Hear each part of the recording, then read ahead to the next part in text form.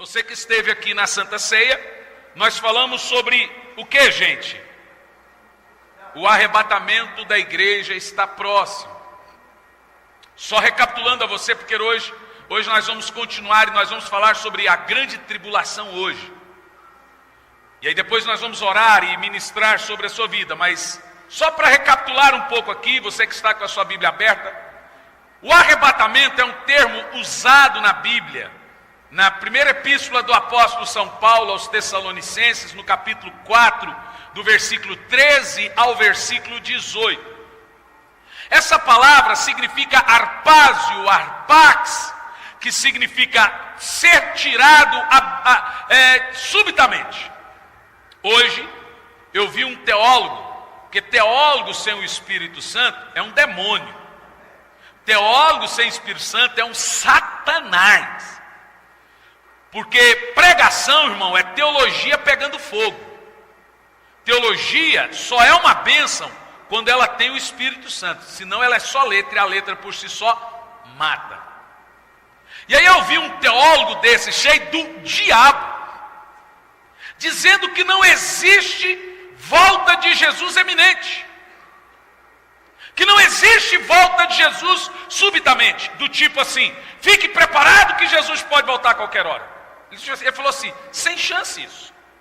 Porque Jesus vai voltar depois de que vier a apostasia, Jesus vai voltar depois de 7 anos de tribulação. Se ele estiver pensando na volta de Jesus depois de 7 anos de tribulação, não tem eminência mesmo. Mas eu quero que ele se vira com os textos de Jesus quando ele diz, vigiem para que esse dia não vos tome de surpresa. Eu quero que ele se vira com os textos que o apóstolo São Pedro diz que o dia do Senhor virá como o ladrão da noite. E o próprio Jesus usou o termo, o Filho do Homem vem como ladrão de noite. E aí Jesus diz, se o dono, olha o que Jesus fala, se o dono da casa souber o dia que aparece o ladrão, ele ficaria esperando. Agora, eu quero que ele se vire com textos do tipo, assim como o relâmpago sai do Oriente, se mostra no Ocidente, será o dia do Filho do Homem. Eu quero que ele se vire com textos que Jesus fala no abrir, que Paulo fala no abrir e fechar de olhos. Eu quero que ele se vire com Mateus 25:10, aonde não perceber e chegar o esposo, com os dias de Noé. Bom, eu poderia gastar a noite aqui. Agora, o que leva um pastor ir na mídia e falar isso? Eu vou dizer para você o quê? Pecado. Eu só tenho uma resposta. O pastor que fala, irmão, não tem volta eminente de Jesus, você não precisa se preparar para a volta de Jesus, ele está justificando o pecado dele. Irmão, não precisa você falar isso para o povo. Você pregando volta a Jesus, o povo já peca. Se você pregar isso, vocês vão virar o quê? Você está entendendo o que eu estou dizendo? Quem está entendendo, diga amém. Amém. Portanto, nós pregamos que o arrebatamento é uma doutrina que ensina uma volta eminente de Jesus, que ele voltará para a sua igreja. É uma doutrina que ensina que, de repente, multidões de pessoas ao redor do mundo vão desaparecer num piscar de olhos. Veja, arrebatamento, a palavra está na Bíblia. É Paulo que diz, nós seremos arrebatados, tirados, arrancados. Isso significa que a qualquer hora, como um ladrão da noite, a qualquer momento, no abrir e fechar de olhos, uma multidão de pessoas vão desaparecer. Essa é a doutrina do arrebatamento. Nós aprendemos isso domingo. Esse arrebatamento, ele acontece para a igreja. A Bíblia diz, é o som do arcanjo tocando, que a igreja ouve, e de repente ela some, ela desaparece. Como eu queria que esse dia fosse hoje. Como eu queria que nós vivêssemos. Agora veja bem, nós estamos vivendo dias precedentes ao arrebatamento. No domingo nós falamos algo muito interessante sobre o livro do Apocalipse, você se lembra? Nós fizemos aqui uma dissecação muito interessante, que se nós analisarmos as 7 eras da igreja, diga comigo, 7 eras. Fala, 7 eras. Vou esperar aqui meu querido discípulo pegar uma caneta. Eu sou atencioso, eu vi que o antes foi só pegar uma caneta. Então eu vou ser educado para ele, porque ele, isso que eu falei é interessante para ele. Eu só estou atento. Mas vamos lá, pronto antes? Então tá bom, ficou vermelho. Já conheço antes. Veja, a Bíblia Sagrada, ela é separada por 7 dispensações, ou eras, 7 alianças de Deus com o homem, né? Eu acho que pelo menos essa parte da mensagem do pastor Paris vocês devem entender. Acho que essa parte, das 7 alianças de Deus na história da humanidade, né? Vocês têm que relevar que a idade dele já é bem avançada, então ele quer pregar do Gênesis ao Apocalipse em uma mensagem, né? Mas eu penso que algumas coisas vocês entenderam. Luiz Hermínio é do mesmo jeito também. Começa Mateus, estou até hoje esperando ele pregar Mateus 16 na igreja, até hoje ele não pregou. Prega 5 mensagens numa, né? Mas vamos lá, são 7 alianças de Deus com o homem, desde a aliança da inocência, edêmica, adâmica, abraâmica, noádica, davídica e aliança eterna. Eu acho que foi isso, né? É isso aí, né? Acho que foi rápido e rasteiro. E nós temos 7 eras da igreja. Cada era, ela é separada por um período. No sábado, no domingo, um irmão me falou, como que nós sabemos em qual era nós estamos? Isso é fácil saber. Quando você lê as 7 igrejas do Apocalipse, você vê que cada uma delas tem uma característica e um tempo que a história viveu. É óbvio que hoje nós estaríamos então na última era da igreja, que é a era de Laodiceia. Laodiceia então seria a última igreja da última era. Ela é uma igreja literal, que representa naquela época, mas ela também representa um tempo do último tempo em que a igreja seria rica, mas fria. Seria rejeitada e abandonada pelo Senhor, e que o Senhor vomitaria essa igreja da sua boca. Fato que então não existe 8 eras, ou 8 dispensações, ou 8 tempos, só existe 7. Se todos os teólogos concordam que nós estamos na última era da igreja, na era de Laodiceia da igreja, então não há mais uma outra igreja depois deste tempo. Você entende o que eu estou falando? E aí nesse ponto nós aprendemos algo interessante. Em Apocalipse 2:4, vamos lá rapidinho. Apocalipse 2:4.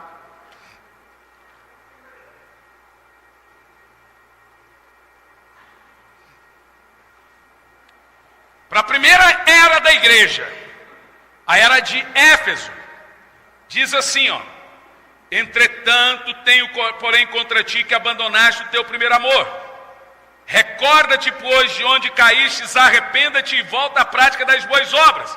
Aí o Senhor diz assim para Éfeso: porque se não te arrependeres, em breve virei. Diga comigo essa palavra: breve virei. Para a primeira era, o Senhor olha para a igreja. Agora veja como isso é interessante. Ele diz: breve virei. Agora nós vamos para uma outra era, uma era anterior à nossa, que é chamada de era de Filadélfia. Uma era muito boa, né? Em Apocalipse 3:11, vira a página. A era de Filadélfia, ele assim diz para Filadélfia: aquele que tem ouvidos, compreenda o que o Espírito revela às igrejas. Aí ele diz assim, ó, é isso mesmo? O vencedor de maneira alguma, é Apocalipse 3.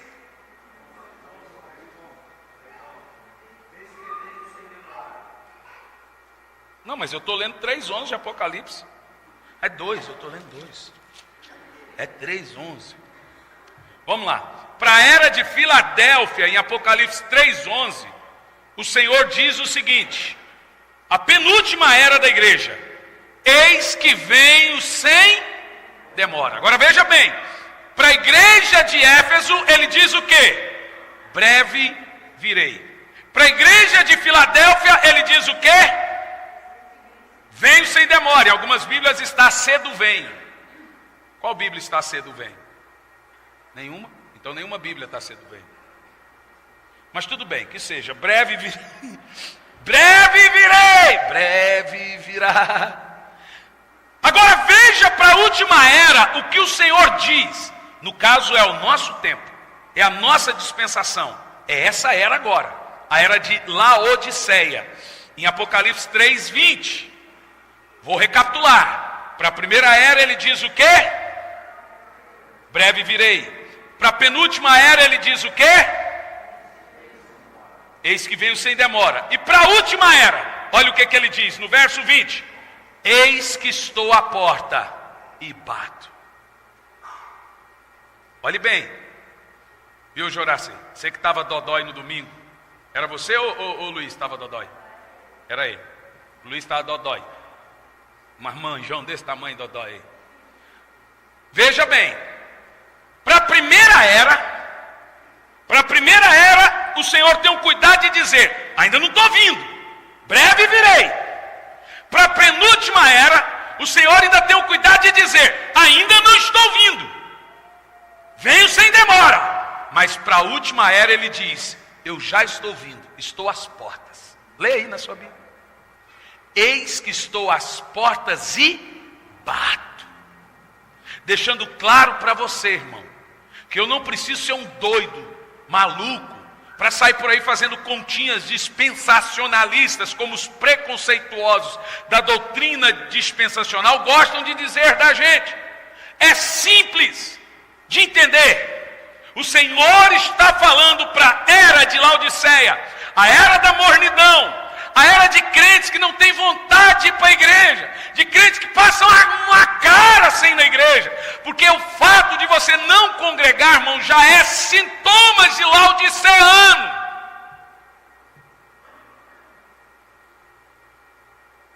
Para essa igreja o Senhor diz: eis que estou à porta e bato. Deixando claro que Jesus está vindo para arrebatar a sua igreja nesta era. Olhe bem, nós somos a era do retorno de Cristo. Nós somos a era do arrebatamento da igreja. Não tem mais uma outra era, não tem mais um tempo, não tem mais uma dispensação. O relógio já está cruzando o ponteiro da meia-noite. A Bíblia diz: à meia-noite o noivo veio, e ele está voltando para levar a sua igreja.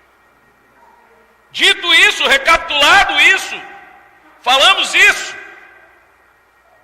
O interessante também, nós falamos domingo sobre, então, se não é sinal para o arrebatamento da igreja, porque ele é iminente, ele é secreto, como nós saberemos que estará perto o arrebatamento da igreja? Nós recordamos aqui alguns sinais precedentes ao arrebatamento, são sinais interiores, é sinal dentro de você. O primeiro sinal que a Bíblia diz que nós devemos estar atentos, está em Mateus 25:10, é a própria pregação. A Bíblia diz que antes, na parábola das 10 virgens, antes do noivo vir e arrebatar a igreja, tinha uma mensagem pregando o quê? Aí vem o noivo, sai-lhe ao encontro. Então, o sinal precedente do arrebatamento é você estar atento à pregação. Nesse ponto, eu falo para você e falo também para quem nos assiste pela internet: cuidado. Aqui não, aqui o povo sempre vai estar em alerta acerca do retorno de Cristo. Mas cuidado, se você está numa igreja que passa 1 ano, 2 anos, 6 meses ou até mais, sem sequer anunciar o retorno de Cristo. E agora eu estou fazendo uma acusação: sai dela! Você que quer subir com Cristo, procure uma igreja que anuncie o retorno dele. Não estou dizendo qual tem que ser, mas se você quer estar pronto para a volta de Jesus, como que você está num lugar que não te alerta sobre tal feito?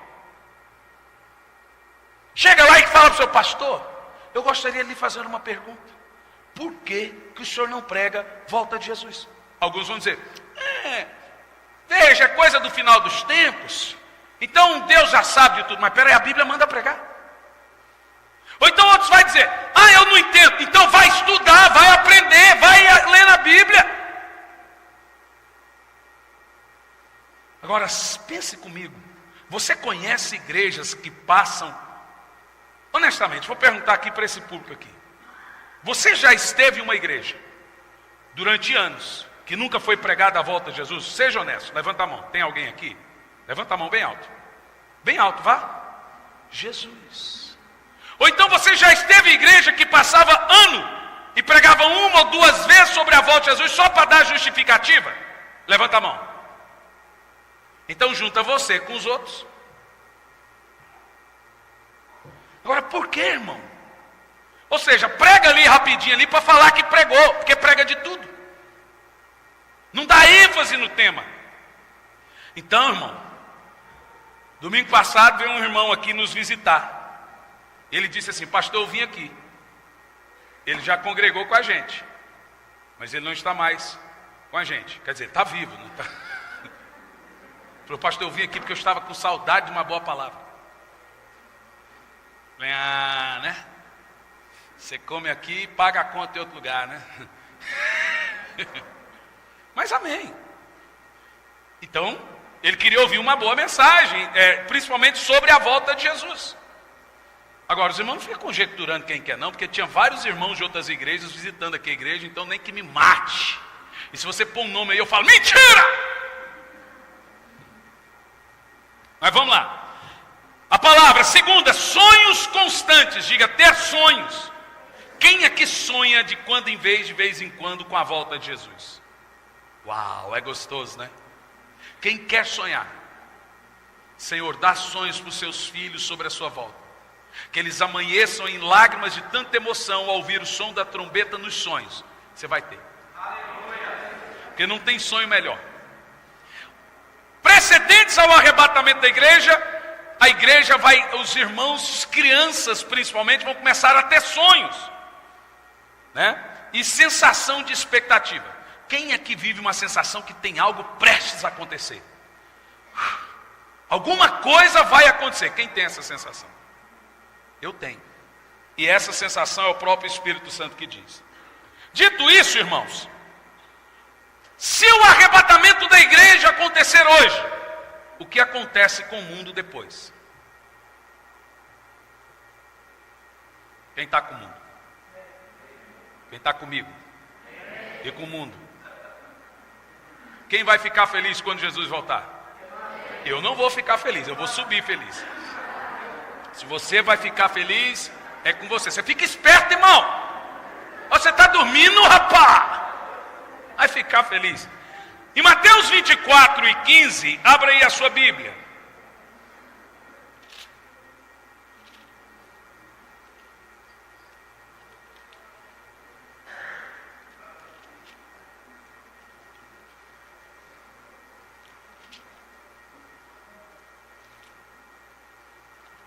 Mateus 24:15.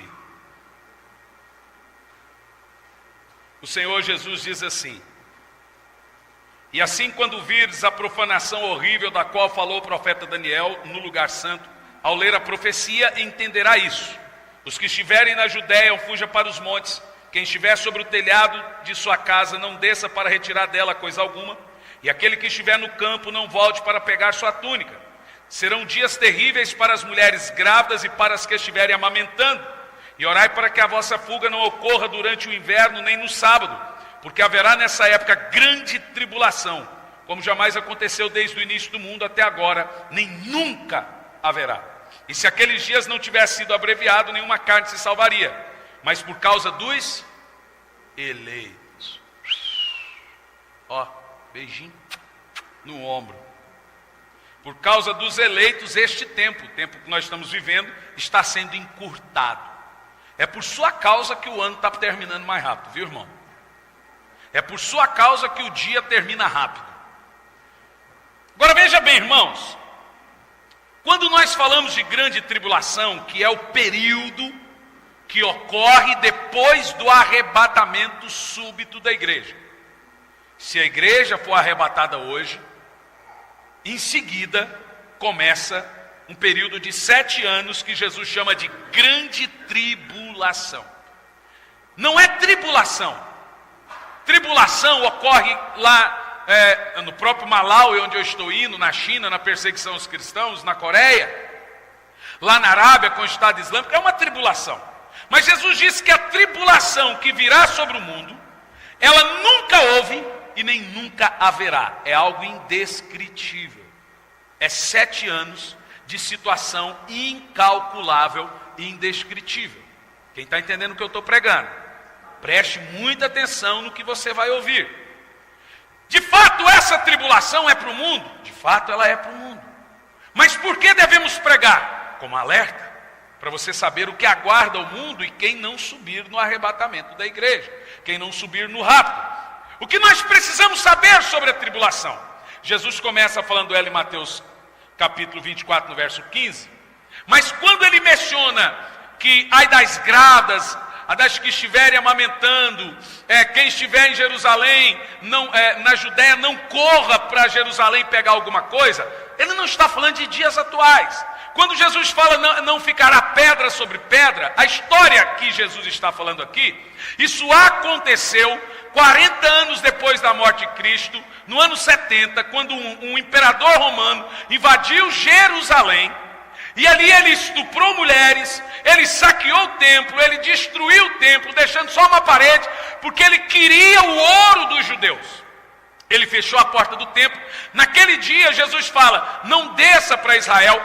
O apóstolo João estava em Éfeso, já com seus 90 e poucos anos, cuidando da mãe de Jesus, Maria, que assim Jesus designou. Ele interpretou a profecia, isso está na história. Ele não foi para Jerusalém, e aí muitos judeus, também cristãos, morreram.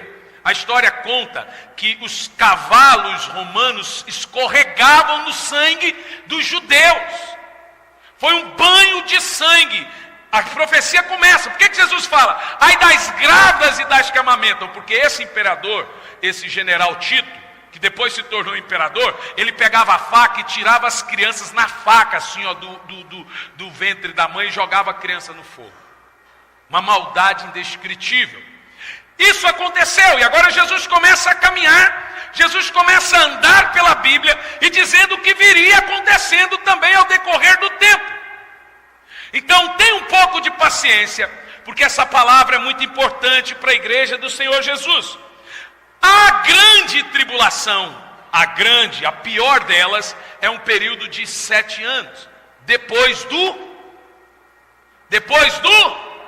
arrebatamento. Porém, a tribulação bíblica, perseguição bíblica, ela ocorreu, viu?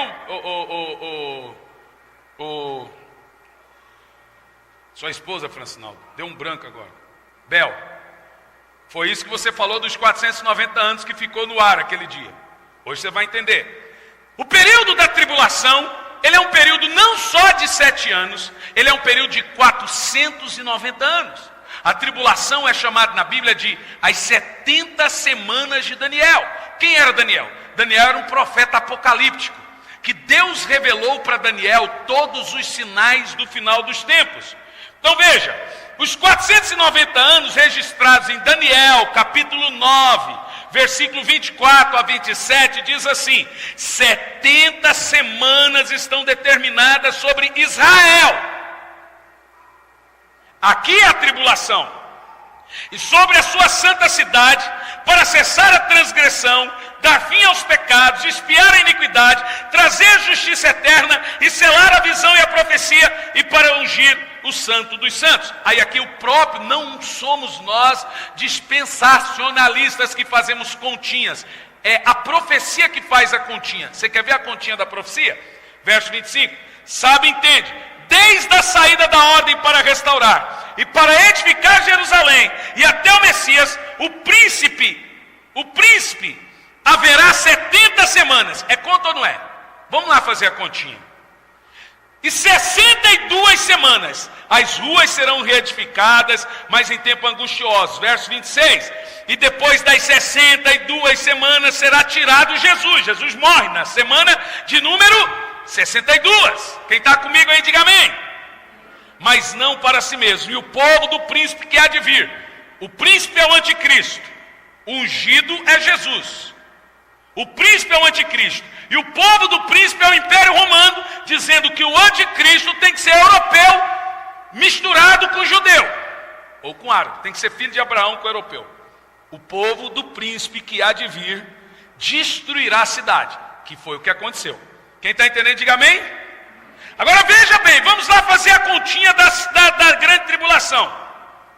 No versículo 12, do capítulo 9 até o versículo 14, diz assim: ele confirmou a sua palavra que falou contra nós e contra nossos juízes, e nos julgava, trazendo sobre nós um grande mal, porquanto nunca debaixo de todo o céu aconteceu como em Jerusalém, como está escrito na lei de Moisés: todo aquele mal sobrevirá sobre nós. Você está entendendo? A tribulação então é para os judeus. Diga comigo, a tribulação é por causa dos judeus. Inclusive esse será um dos motivos que o anticristo vai usar para jogar o mundo contra o judeu. O anticristo vai vir e vai jogar e falar: é por causa deles. É por causa deles. E aí o mundo todo vai se voltar contra o judeu por causa da tribulação. Eles são os culpados dela. A profecia da tribulação não aconteceu primeiramente em Daniel e nem em Jesus. Ela está registrada em Deuteronômio 28, no verso 15 ao verso 68. Está entendendo até aí, Bel? Diz assim: será porquanto que não deres ouvido à voz do Senhor teu Deus, para não cuidares em fazer todos os seus mandamentos, seus estatutos que eu te ordeno, então sobre ti virá todas as maldições e te alcançarão. Em Daniel, o povo diz: recaiu sobre nós o que Moisés disse, porque não obedecemos. Entendeu agora porque vai vir a grande tribulação? Quem está entendendo, diga amém. Está claro para vocês? Está claro? Então o período, vamos lá. Quando as 70 semanas de Daniel começou? Quando a grande tribulação começou? A palavra semana, no original, é Shabuá. Não é semanas de dias. O judeu não tem a palavra semana de dias. Significa semana de anos. Você entende? A palavra semanas de dias é só nós. É do grego, né? Ou seja, uma semana para o judeu significa 7 anos. O conceito semana como sendo de anos era comum entre os hebreus. Agora preste atenção nisso. O cronograma das 70 semanas de Daniel 9:24, a tribulação corrente. 70 semanas. Cada semana, 7 anos. 70 vezes 7? 490 anos. Completa o programa de Deus com o mundo, de Deus para com Israel, dividido. Não é nós dispensacionalistas, é Daniel que fez a divisão aqui. Nós lemos aqui a divisão, divididos em 3 períodos. Primeiro período, 7 semanas, 49 anos.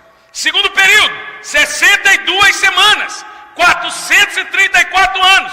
E depois o último período, 7 anos. Uma última semana faltando, que é 7 anos. Por que que essa última semana não foi contada? Veja você. Por que que os 434 anos são contados? Por que que esses outros anos são chamados de tribulação e os últimos 7 anos não são? No total, irmãos, a tribulação é chamada na Bíblia de as 70 semanas de Daniel. Diga, as 70 semanas de Daniel. Então vamos lá. Primeiro, olha o que Daniel fala. A grande tribulação. Durante as primeiras 7 semanas, diga comigo, 49 anos. Jerusalém foi reconstruída em tempos trabalhosos. Lá no tempo de Jeremias. Isto é descrito em Neemias. Isso é descrito em Neemias. Diz assim Neemias no capítulo 2. A saída da ordem para restaurar e reedificar Jerusalém é o decreto de Artaxerxes, tal como está registrado. Durante 49 anos seguintes, Jerusalém foi reconstruída. Olha lá, começando a tribulação lá aonde, gente? Em Neemias. Quem está comigo aí? O exílio na Babilônia, a perseguição pelos persas, já era o quê? Tribulação. É isso que Daniel está falando. Quem está me acompanhando aí? E continua o texto. Segundo, primeiro período, 49 anos. Falta o segundo período, 62 semanas seguintes, que dá 434 anos. Segundo período, as 62 semanas, recontando, cada semana são 7 anos. São quantas semanas a tribulação? 70 semanas. Faltam quantas para ser contada? Uma semana, que é 7 anos. Não sou eu que estou falando isso. É Daniel que fala isso. Quem está comigo aí? Irmão, seu pastor pode ser feio, baixinho, mas lê a Bíblia. Aqui nós não vamos pregar o que a gente acha que tem que pregar. Nem eu, nem o pastor Samuel e nem os demais pastores. Nós vamos pregar o que a Bíblia diz que tem que pregar. E está escrito na Bíblia, não é continha nossa, o que se lê, se prega. Olha o que está escrito na Bíblia. As 62 semanas seguintes, 434 anos, entende-se desde a reconstrução de Jerusalém até o nascimento de Jesus. Veja, você que são 430 anos de silêncio de Deus.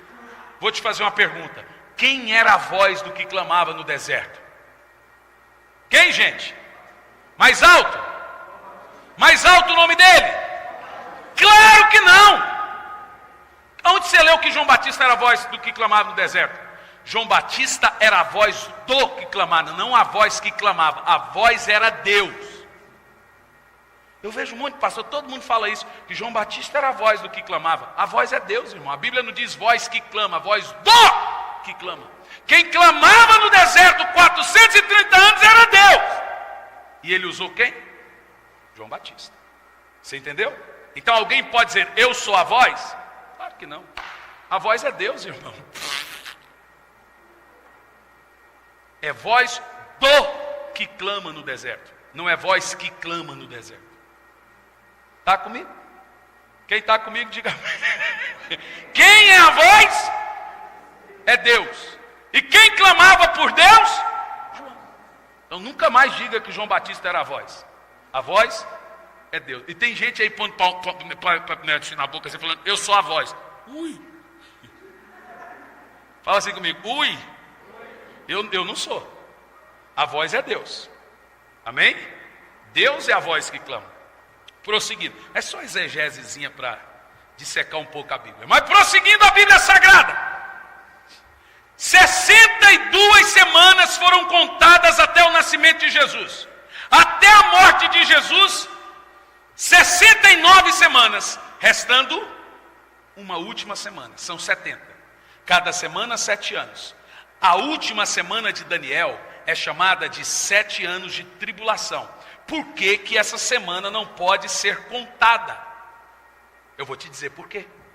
A tribulação, nós lemos aqui na Bíblia, tanto em Deuteronômio como em Daniel, que ela é por causa de Israel. E aqui os textos dizem, por que que ela foi enviada para Israel? Primeiro, Daniel 9, 24 a 27. Para extinguir a transgressão de Israel. Para dar fim aos pecados de Israel. Para expiar a iniquidade de Israel. Para trazer justiça eterna. Para selar a visão e a profecia e para ungir o santo dos santos. Está aqui por que a tribulação vem. Agora veja, quando Israel deixou de existir, 40 anos, no ano 70, depois da morte de Cristo, Israel sai do mapa. Sem Israel não tem o que, gente? Tribulação. Se a tribulação é para Israel, quando a tribulação precisa voltar a ser contada? Quando Israel volta a existir. E quando Israel voltou a existir? 14 de maio de 1948, Israel volta a existir. Só que tem um detalhe nesse ponto.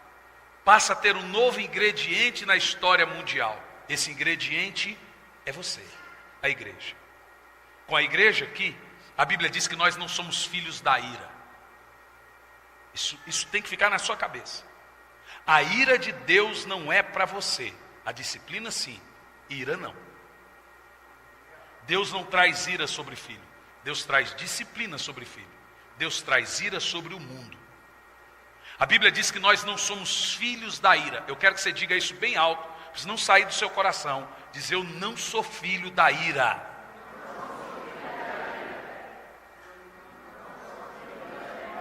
Você não fala não, Juninho? Comer sua língua, Juninho?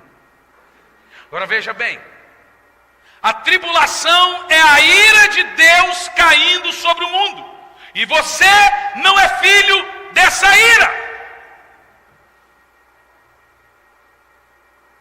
Então, meu filho, você pode filosofar, conjecturar, você pode ser o maior teólogo do mundo. Você não vai me tirar do meu coração a esperança do arrebatamento da igreja. Tira do seu? Não tira. Eu vou provar, você pode provar o que você quiser, meu filho. Eu não sou filho da ira. Deus não nos separou para a angústia, para a ira. A Bíblia diz a Filadélfia, porque fostes fiel e guardaste as minhas palavras, eu te livrarei da tribulação que recairá sobre o mundo todo. Está escrito aí, irmão. Eu não sou filho da ira. Agora, com a igreja na terra, a tribulação está suspensa. A última semana de Daniel está suspensa. Sabe o que é que os teólogos falam das semanas de Daniel? Fala que é poético.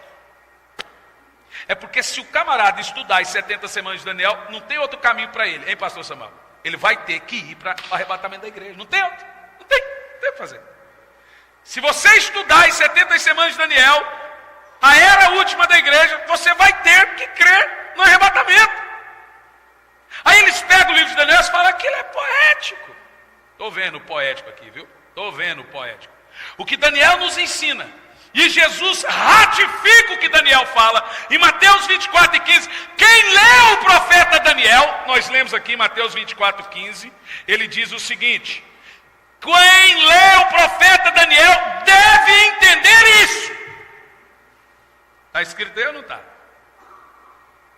Então Jesus está dizendo que você não pode estudar a grande tribulação sem ler o que Daniel escreveu, sem entender as 70 semanas. Então agora, deixando claro para você, as 70 semanas são 490 anos. Nós não estamos em 490 anos, porque falta 7 anos.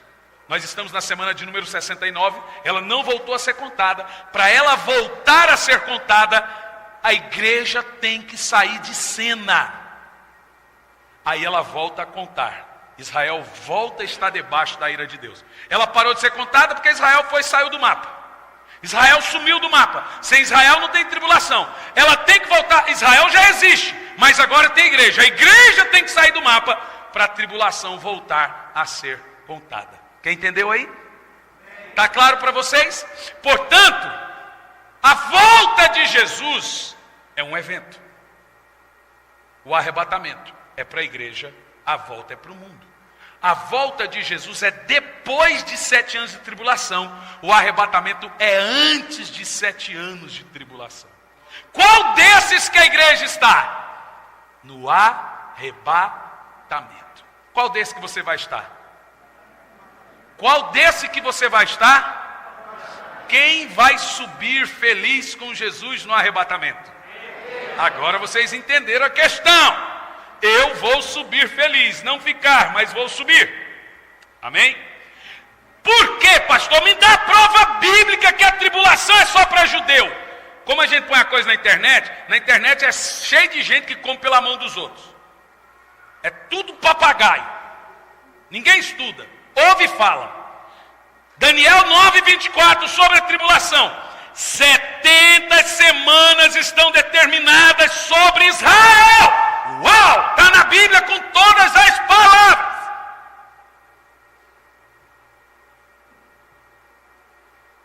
Amém? O que acontece na última semana de Daniel? Agora eu vou para a parte simples. Olha para mim. Se Jesus voltar hoje no arrebatamento, a trombeta soar hoje, começa 7 anos de angústia e tribulação no mundo. Quais são esses acontecimentos no mundo durante esses 7 anos? Primeiro, um livro com 7 selos. Em Apocalipse capítulo 6, diz assim, na abertura, presta atenção, dos 4 primeiros selos, mostra 4 cavaleiros, que são 4 anjos de destruição, que virão sobre a terra. Esses 4 cavaleiros, na abertura dos 6 selos, presta atenção, dos 4 selos, ele vai do capítulo 6 ao capítulo 8. Primeiro cavalo, veja bem, se o arrebatamento acontecer hoje, a primeira coisa que acontece no mundo a partir de agora, cavalo branco, igual anticristo. Aí, pastor, mas a Bíblia diz que ele saiu para vencer. Mas não diz que ele venceu. Diz que ele saiu para vencer. Jesus não carrega um arco. Jesus carrega uma espada. E Jesus não vem vestido de branco. Jesus vem vestido de vermelho. A Bíblia diz que o cavalo é branco, mas a sua veste é salpicada de sangue. A veste de Jesus na ocasião do retorno de Cristo é vermelha, não branca. O anticristo está vestido de branco com um arco. Jesus de vermelho com uma espada. Cavalo branco, anticristo. Cavalo vermelho provoca guerras. Cavalo preto provoca recessos e crises financeiras. Vocês viram o que a Dilma falou hoje no jornal? Que 2016 vai ser pior que 2015. Gente, que palavra de ânimo que ela deu para o brasileiro. É a presidenta que vocês elegeram.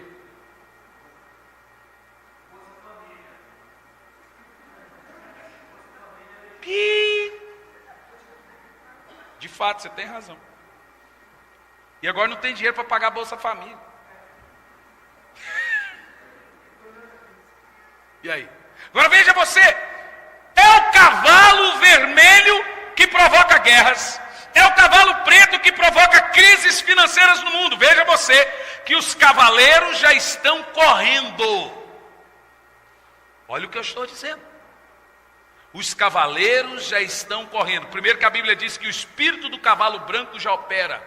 Segunda de Paulo aos Tessalonicenses, capítulo 2, no versículo 7, que o espírito do anticristo já está na terra. Eu vou chutar para você, hipoteticamente, ele já existe. Nós sabemos quem ele é, mas não sabemos que ele é o anticristo. Eu acho. Hein, Fer? O dia que você falar, não, é ele. Você fala, eu sei que é o anticristo, você ficou. Porque ele só vai ser revelado depois que a igreja sai. É o que a Bíblia fala, que ele aguarda, o anticristo só aguarda somente que seja tirado da terra aquele que o detém. Quem detém o anticristo é o Espírito Santo na igreja. Quando sair ambos, todo mundo vai saber quem é ele. Então veja, o cavalo amarelo é o cavalo da morte. É um espírito de violência. O cavalo preto é da crise financeira. Veja você que quem provoca violência no mundo, quem provoca guerra no mundo, quem provoca fomes e recessões no mundo, são esses 4 cavaleiros. E mais o branco que provoca essa Babilônia religiosa. Essa torre de Babel religiosa. Esse espírito do anticristo. Quem está entendendo, diga amém. Vamos lá, na abertura do 5º selo, no verso 9, João vê os mártires salvos no paraíso. Na abertura do 6º selo, no verso 12, João vê eventos cataclismos como terremotos, eclipse da lua, do sol, estrelas caindo e remoção de montes dos seus lugares. Na abertura do 7º selo, agora no capítulo 8, João vê 7 anjos, cada um com uma trombeta. 7 selos. Quando o último selo é aberto, 7 trombetas começam a tocar. Como que procedem essas 7 trombetas? Apocalipse 8, primeira trombeta, verso 7, destrói a terça parte da terra, as árvores, as plantações, as ervas e as frutas. No último selo, 7 trombetas começam a tocar. Isso é a grande tribulação. Na abertura do último selo, ao som da última trombeta, o que acontece na terra? Destrói a terça parte da terra. Já de cara, terça parte da população morre. Se hoje é 8 bilhões, quanto morreria? Os irmãos bons de matemática. Você, pastor Fernando, você é bom de matemática? Não é também nada. Pastor Samuel, não descobri esse talento seu não. Você, que é isso? Eu, irmão, com matemática eu sou um bom pregador. Mas vamos lá. Morreria em torno de 2 bilhões e meio de pessoas. Você viu como você não sabe nada, você fala em torno. Mais ou menos. Não estariam na terra, no som da primeira trombeta. Segunda trombeta, ainda no versículo 8. É lançado no mar uma grande montanha de fogo venenoso. E a terça parte do mar se torna em sangue, matando a terça parte das criaturas no mar. Agora veja, durante a tribulação, os recursos naturais vão sumir, a terra começará a se tornar desértica. The Walking Dead. Terceiro, no verso 10, a terceira trombeta a ser tocada. É lançado um grande cometa ardendo em fogo sobre os rios, destruindo a terça parte dos rios, destruindo as fontes de todos os rios e envenenando-os. Agora a água potável vai deixar de existir. Quarta trombeta, no verso 12. É ferido o sol, a lua e as estrelas, para que o dia se torne como a noite. E aparecesse um anjo dizendo que as 3 próximas trombetas seriam as piores ainda. E tem gente que quer ficar aí. Vai ter nem pasta de dente, irmão. Você consegue viver no mundo sem pasta de dente, irmão? Tem gente que não consegue viver no mundo sem um WhatsApp.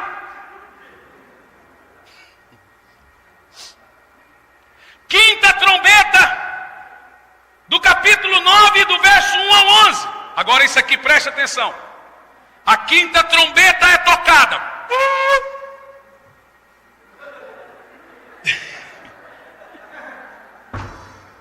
Irmão, por que você está assustado? Você não vai estar aqui.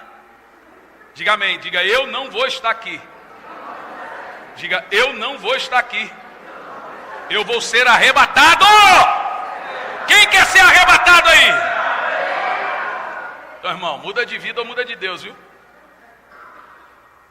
Dizia os nossos pais, se atipa. Se atipa, menino. Quinta trombeta. Demônios serão soltos para atormentar o homem por 5 meses. Um tormento tão terrível que os homens pedirão para morrer e a morte fugirá deles. Esse demônio é pior do que Lúcifer. Olha o nome desse anjo caído, que está preso esse anjo. Ele e os seus soldados estão presos. O nome dele é Abaddon, conhecido como Apolion. Ele está preso, sendo guardado para esse dia. Se Apolion tivesse solto, ele derreteria a carne das pessoas. Mas ele está preso. Sexta trombeta, capítulo 9, verso 13. Será liberado 4 anjos que estão presos junto ao rio Eufrates, a fim de matarem a terça parte dos habitantes da terra com muitas pragas. E a sétima trombeta, chamada na Bíblia de a última trombeta, é a segunda vinda de Cristo.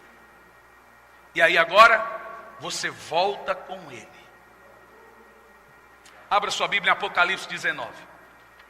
E aqui eu termino.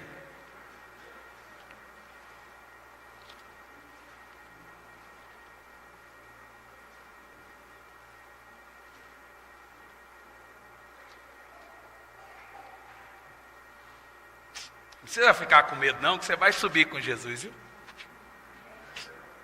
Eu só fico olhando aqui, tem gente que está com medo, assustado. Pastor, vim aqui para ouvir terrorismo. Não precisa ficar preocupada não, minha filha, que você é ovelhinha dessa casa, você vai subir com Jesus, viu? Quem vai subir com Jesus? Eu sei que assusta. Mas você tem que saber que isso aqui não é para você. Amém? Amém? Para veja, Apocalipse 19, verso 1, diz o seguinte: o céu se abre e você sobe. Antigamente, na época do pastor Leandro, do pastor Alexandre, o pastor Samuel era o ministro de louvor na igreja, ele cantava assim, ó: é de repente que acontece. Lembra, pastor Samuel?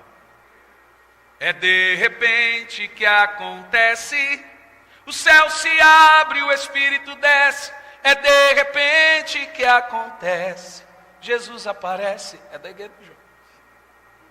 Isso é da sua época, João. Veja bem, em Apocalipse 19, verso 1, o céu se abre e a igreja sobe no arrebatamento. Olha o que diz em Apocalipse 19, 1. Havendo passado esses acontecimentos, veja você que tudo para trás de Apocalipse 19 é a grande tribulação, ok? Do capítulo 4 ao 19 de Apocalipse é grande tribulação. Aí olha o que fala no verso 19. Do capítulo 4 ao 19 é grande tribulação de Apocalipse. Havendo passado esses acontecimentos, presta atenção, olhe bem. Ouvi no céu uma grande voz que anunciava: aleluia, salvação e glória e poder pertencem ao nosso Deus. A grande tribulação está ocorrendo na terra e as bodas do Cordeiro estão ocorrendo no céu. Olha as bodas, é você. Porque verdadeiro e justo são os seus juízos. Ele condenou a grande prostituta que corrompia a terra com sua sedução. Das mãos dela vingou o sangue dos seus servos. Agora olha o verso 7. Alegremo-nos, exultemo-nos, damos a glória, porque chegou a hora das bodas do Cordeiro e a sua noiva está preparada. Veja que a igreja sobe para o céu antes de Jesus descer para o céu, porque a Bíblia assim relata que tem um período antes da segunda vinda de Cristo chamado bodas do Cordeiro. É onde você está lá no céu, recebendo seus galardões, suas premiações, por ter feito a obra de Deus aqui na terra. Agora vamos lá para o versículo 11, de Apocalipse 19. Apocalipse 19, o céu se abre e você chega no céu. Está entendendo, Vanderlei? Você está entendendo ou dormindo? Eu estou vendo você assim, eu não estou vendo o seu olho está aberto. Ó, presta atenção. No capítulo 19 do verso 1, no verso 1 do capítulo 19, a igreja, o céu se abre e a igreja entra no céu, amém? No capítulo 19, verso 6, a igreja está nas bodas do Cordeiro. Agora veja você comigo, versículo 11. E então olhei e eis que vi os céus abertos. Capítulo 19, o céu se abre para a igreja entrar. Capítulo 19, verso 1, o céu se abre para a igreja entrar no céu. Capítulo 19, verso 11, o céu se abre para a igreja agora descer. Olha aí, está escrito na Bíblia. Então olhei e eis que vi os céus abertos, diante de mim um cavalo branco, cujo cavaleiro se chama Fiel e Verdadeiro. Ele é responsável por julgar e guerrear com justiça. Seus olhos são como chamas vivas de fogo, sua cabeça há muitas coroas em nome escrito que somente ele conhece. Agora olha a cor que Jesus vai estar vestido aí. Quem está comigo? Estava vestido com um manto manchado de sangue. Qual é a cor da roupa de Jesus? Vermelho, cor de escarlata, sangue. Verso 14. E os exércitos dos céus seguiam, vestidos de linho fino, alvo e puro, montados em cavalos brancos. Mas você pode dizer, mas esse exército aqui é anjo. Veja, qual é a roupa que eles estão vestidos? Linho fino e puro, montados em cavalos brancos. Qual é a roupa que foi dada para a igreja em Apocalipse, versículo 7? Alegremos-nos, exultemos, porque chegou a hora das bodas do Cordeiro e a sua noiva está preparada. Qual é a roupa que você vestiu quando chegou no céu? Verso 8. Para vestir-lhe foi-lhe providenciado o quê? Linho fino. Então esse exército que desce do céu está vestido com a roupa que ele ganhou. Quem é esse exército que desce do céu na vida do Senhor? É eu e você.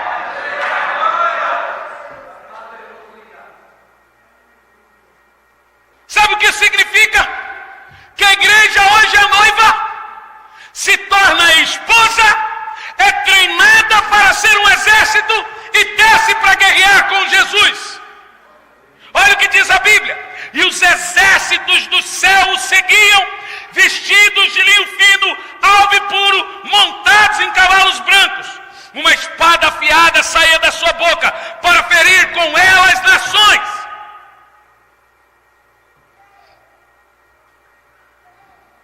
Dissecando aqui, esse é o relato da última trombeta. Presta atenção.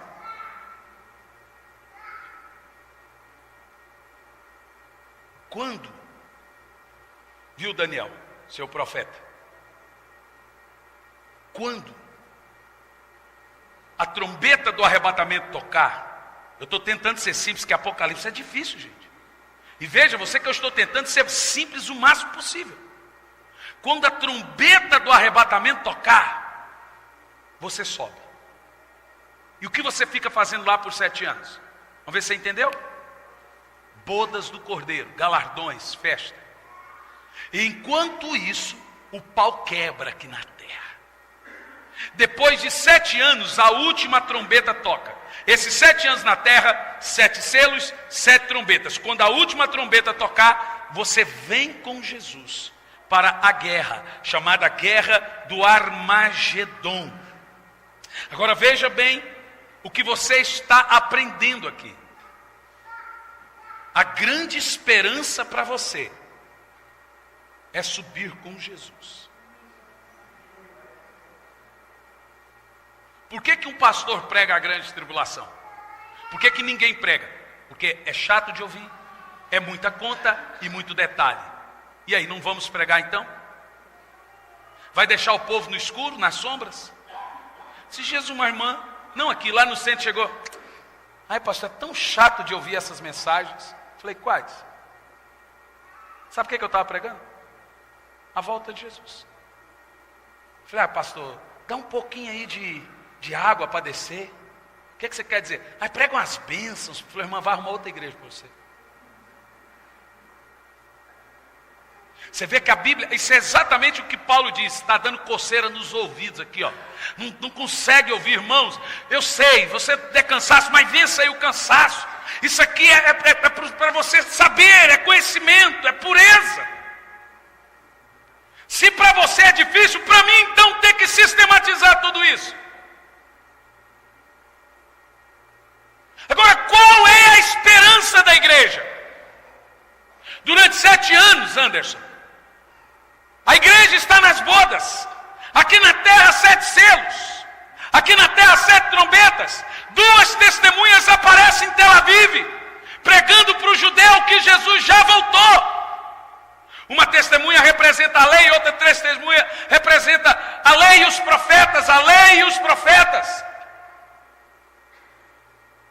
Eu posso afirmar a você, sem medo de errar em falsa interpretação, que é Moisés e Elias que vai pregar em Tel Aviv para o judeu. Jesus já voltou, Jesus já veio. Ele nasceu e vocês mataram ele. Durante esses 7 anos, Cris, também 2 bestas vão ter destaque. O anticristo vai estar na sua apoteose. Vai rasgar o tratado de paz de judeu e árabe. O falso profeta vai estar ratificando a palavra do anticristo. O mundo todo agora já vai estar com raiva dos judeus, se preparando para varrer o judeu do mapa. E você lá na glória. E você no céu. Alguém fala assim, que coisa injusta. O pau quebrando aqui, o crente no céu. Pois é. Mas nós aguentamos durante a vida toda, chacotinha na escola, ei crentinho, aleluia, farinha no prato, bolo na cuia. Você é um crentinho quadrado. Não, o que nós aguentamos de cristãfobia aí, irmão, de bullying. O que nós aguentamos de perseguir e tentação. E tentação que o crente resiste para subir. Não, eu quero subir com Jesus. Não vou, eu quero subir com Jesus. E perseguição. E crentes com a cabeça cortada. Tem gente que fala assim, mas tem crente sendo perseguido e a igreja hoje não está sendo perseguida. Tudo bem, irmão. O crente lá da Ásia está tendo a cabeça cerrada. Eu preferiria ter a minha cabeça cerrada do que passar o risco da apostasia. Eles não têm risco de apostasia. Aqui é pior, Nani. É pior do que os nossos irmãos lá, com a cabeça cerrada. Porque lá eles não têm risco da frieza espiritual, porque eles estão no fervor da perseguição. Lá eles não têm risco da apostasia e de heresias como temos aqui. Eu preferiria 1000 vezes ser perseguido sem passar o risco de me desviar. Então veja você, que em cada lugar do mundo tem profecia se cumprindo. Na Ásia, cabeças cerradas e perseguições. Na Europa, morto, o evangelho está morto. Nas Américas, o evangelho se apostatou. Está frio e apostatado. Quem me dera, Luiz, se a igreja te corresse perigo de morte e não perigo de desvio.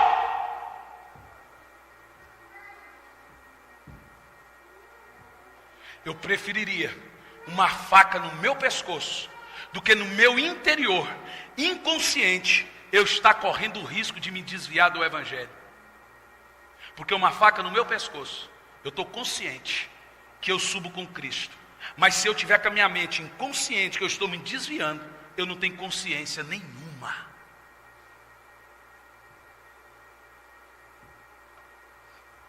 Então, irmãos, eu louvo a Deus, porque esses irmãos que têm os seus pescoços cortados, como Pedro disse, não sou digno de morrer como meu Senhor. Me crucifiquem de ponta cabeça. Eu louvo a Deus, porque quando nós chegarmos na glória, eles terão o maior galardão de todos.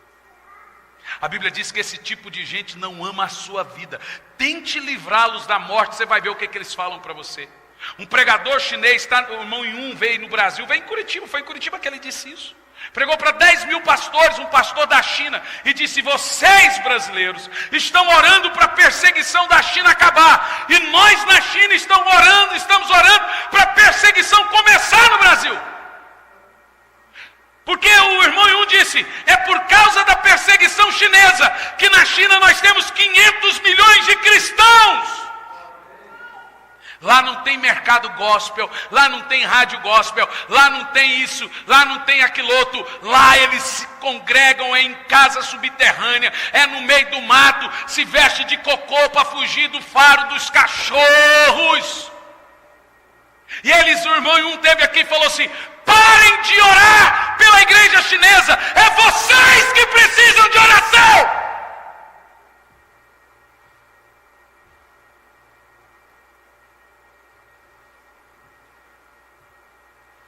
Nós precisamos despertar. Diga, eu preciso despertar. Sabe por quê? Porque Jesus não breve voltará, nem cedo virá. Jesus já está às portas. Jesus já está voltando. Agora olhe bem, temos que parar de brincar de ser crente, brincar de igreja. Temos que ter fervor, paixão, intensidade. E Jesus disse: cuide, para que esse dia não vos apegue, não vos tome de surpresa. Agora veja, você não tem que ficar assustado sem dormir com essa mensagem. Você deve pensar. 1 de João 1,7: se andarmos na luz, como Ele na luz está, temos comunhão uns com os outros, e o sangue de Jesus Cristo nos purifica de todo pecado. Não deixe o diabo te acusar. Quando o diabo vier e te acusar, você fala assim: Satanás, Satanás, Jesus me comprou com o sangue dele. Eu sou salvo, eu sou eleito do Senhor. Amém? Eu quero que você fique em pé no seu lugar.